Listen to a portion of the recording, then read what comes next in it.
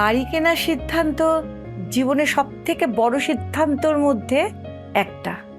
আর আমার জন্য সবথেকে গুরুত্বপূর্ণ আঙ্গিকটি আস্থা।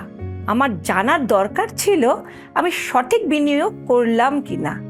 আর মরিয়ার কাজ দেখে আমি পরিষ্কার বুঝে গেছি আমার এখানে মন কেড়েছে ক্ষুদ্র বিষয়গুলো, যেমন ফিনিশিং, ফিটিংস এবং কনস্ট্রাকশনের যত্ন, যা খুব বেশি দেখা যায় না। সব থেকে ইমপ্রেসিভ কি জানেন? এদের কথার মূল্য।